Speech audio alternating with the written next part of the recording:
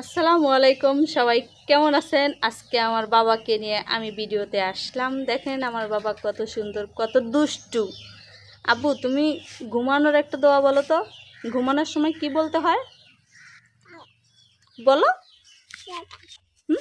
এই তো দুষ্টু, বুঝছেন, খুবই দুষ্টুমি করে, পারে কিন্তু সব কিছুই।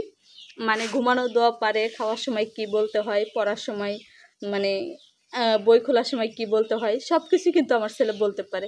কিন্তু ক্যামেরার সামনে এসে বলে না, লজ্জা করে, ছোট মানুষ। আর আরেকটা কথা বলবো, আমাদের নারীদের কিন্তু একটা স্বপ্ন থাকে, একটা সুন্দর সংসার হবে, একটা সন্তান হবে। ঠিক আল্লাহ তাআলা আমাকে অনেক ভালো রাখছে, আমি দুইটাই পাইছি, সুন্দর একটা সংসার পাইছি, সন্তান পাইছি।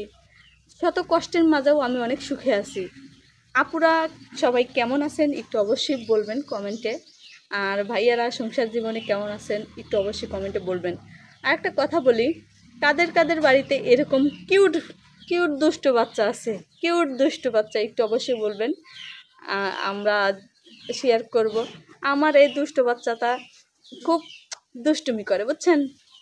আর এই সন্তান আমার আমার কাছে এত সুন্দরভাবে আদর করার মতন সুযোগ কিন্তু আল্লাহ তাআলাই করে দিয়েছে।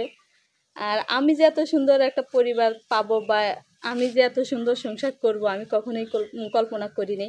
কিন্তু আমার এখন অনেক ভালো লাগে যে আমি এত সুন্দর একটা পরিবার পাইছি, আমার একটা বাচ্চা আছে, আমার সংসারে যত কাজ কাম করি আমার কাছে অনেক কিছু ভালো লাগে, নিজের কাজ নিজে করি, অনেক ভালো লাগে। আর একটা কথা বলবো অবশেষে, যে আপুরা সব সময়ের জন্য স্বামীকে সম্মান করবেন, স্বামীকে সম্মান দিয়ে কথা বলবেন, দেখবেন অবশ্যই সম্মান পাবেন।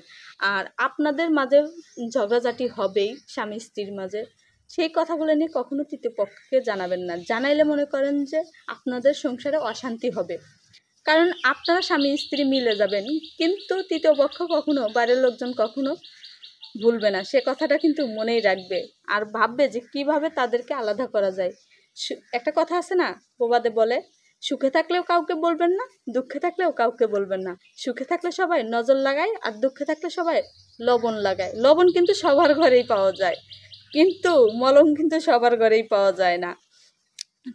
এই তো অনেক কিছু বললাম, হয়তো আমার কথাই ভুলটুটি হয়ে থাকতে পারে, সবাই ক্ষমা দৃষ্টিতে দেখবেন। আর এই দেখেন কিউট, দেখো আপু দেখাও, যে আমার কিউট সোনা, মাত্র 3 বছর 3 মাস বয়স। সবাই ওর জন্য দোয়া করবেন।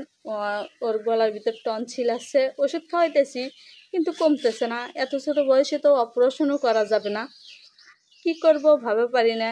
এখন কিছু করার নাই, ওষুধ খাওয়ার দমন রাখছি। বাচ্চা কাচ্চা অসুস্থ হলে তো মা বাবার ঘুম থাকেই না। ওর আব্বু ওকে প্রচুর ভালোবাসে, 1 মিনিট 1 সেকেন্ড না দেখে থাকতে পারে না। আমার ছেলে আমাকে ছাড়া থাকতে পারে, কিন্তু ওর বাবাকে ছাড়া থাকতে পারে না, এমন পরিস্থিতি আমার ছেলে।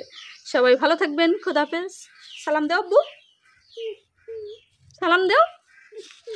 সবাই ভালো থাকবেন। মা ছেলের দুষ্টি মিষ্টি গল্প শেয়ার করলাম, খোদা হাফেজ।